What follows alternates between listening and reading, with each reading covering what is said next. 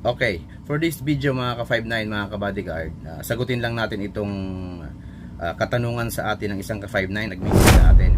Sir, paano po ba ang tamang paggamit ng shotgun na ganito? Ibig sabihin niya yung ganitong uri ng shotgun. Ito yung pistol grip na shotgun.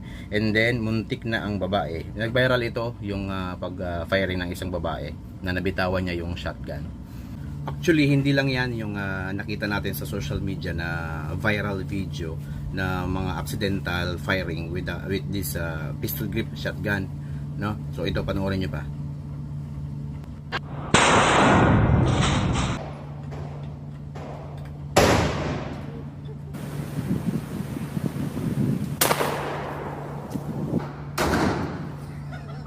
So kung makikita natin sa panahon ngayon, mga ka-59, mga ka-bodyguard, marami ng shotgun na inilalabas ang mga gun store, no? Pero doon tayo sa pamilyar sa atin, yung palaging nakikita natin doon sa mga naka-duty guards.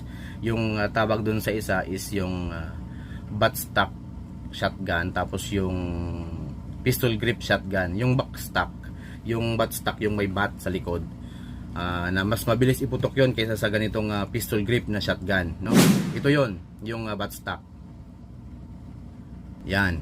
And then ito naman yung pistol grip. Yan. May pagkakaiba ba? Meron. Meron palaging pagkakaiba dahil syempre kung ikaw ang shooter, dun ka sa komportable ka. Yon, dun ka sa komportable kang gamitin. So, mamaya ipapakita natin kung paano ang proper na paggamit ng pistol grip shotgun. Okay, so bago yan, meron tayo ditong shotgun shooting stance. Meron itong 7 steps, no? Una, then forward. Pangalawa, yield your cheek to the stock. Ibig sabihin, nakadikit yung cheek mo. Doon itong pisngi mo, nakadikit doon sa butt stock, yung sa stock. And then, number 3, pull the gun firmly to the shoulder. Ibig sabihin, talagang nakadikit yan dito sa shoulder mo, yung butt ng shotgun. Number 4, flex your knee. Ibig sabihin, naka-on guard yung tuhod mo, naka-yupi ng konti. And then, number 5, keep your elbow stuck in. Ibig sabihin, talagang nakalock yung elbow mo, no? Elbow stuck, ibig sabihin, nakalock talaga siya para at least, kung may puwersa man, may papigilan ng siko. Okay, number 6, fit shoulder width apart. Ibig sabihin, kung ano ang sukat ng shoulder mo, ng balikat mo, yun lang din ang ibubuka ng paa mo. Okay? So, yun yung number 6. And then number 7, hold forehand firmly. Ibig sabihin, dapat maganda, maayos, at mahigpit ang pagkakahawak natin dun sa forehand. Ang forehand, ito yung nandun sa kinakasa ng shotgun. No, dapat maganda ang pagkakahawak natin. Ibig sabihin, ayos ang pagkakagrip natin sa shotgun. Okay? So, yan. And dito sa backstock shotgun natin, meron ditong mga techniques na ipinakapakita sa social media palagi para maganda ang tama mo, no? Kung paano ito i-gamitin, kung paano i-sight, kung paano ang stance, and kung paano ang grip. Okay? So, dito tayo sa sa una, may binigay sa atin dito yung buttstock placement, yung paglalagay mo ng butt dito sa shoulder mo. Dapat nasa maayos, no? And then yung cheek yield, ibig sabihin yung pagkakadikit ng butt dito sa yung pisngi, dapat maayos din. Okay? So yan ang isa para tumama tayo. And then ito yung pinaka best position ng top view ng paggamit ng shotgun. Yan. Kitang-kita natin na nakagrip siya ng maayos, nakahawak ng firmly sa forehand, and then nakadikit talaga yung butt dito sa yung shoulder. No? Okay? Yan yung top view ng buttstock shotgun. So, ang issue is paano gamitin ang pistol grip ng maayos, no? Kasi marami tayong nakikitang gumagamit nito. Merong ganito, merong ganyan. And then, meron din hips nasa baba, no? Meron din ganito. Yan. So, doon tayo palagi sa proper, no? Kung paano gamitin. Okay, ito yon mga ka-59, mga ka-bodyguard.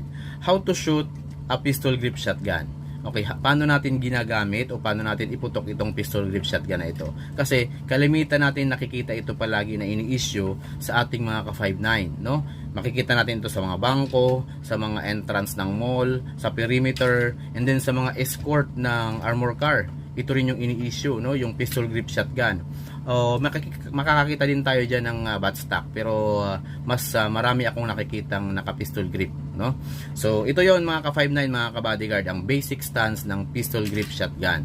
Unang-una, kung makikita natin yung shooter, nakaayos ang kanyang stance. Yun yung pinakauna, yung stance natin. And then naka-grip ng maayos. Ibig sabihin yung pakahawak natin sa shotgun, maayos yung pagkakahawak natin. And then sumunod, naka-lock elbow. Ibig sabihin naka-lock talaga yung elbow mo, kasi mag-recoil man yan, at least may haharang na puwersa. Okay? And then syempre naka-sight alignment. So ibig sabihin yung hips na putok nito is maraming gumagawa nito, pero mas proper itong nasa harapan. Ito yung sample natin, na mayroong babae na pumuputok nito at saka mayroon din lalaki. Panoorin natin.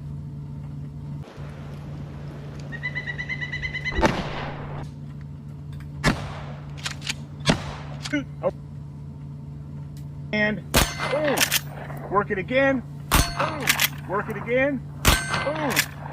Sa lahat ng mga ka-5.9 na may issued firearms na ganito, yung pistol grip shotgun, pag-aralan natin, pwede tayong mag-request sa ating agency para i-test fire natin ito, para at least mapamiliarize kayo sa firearms na issue sa inyo.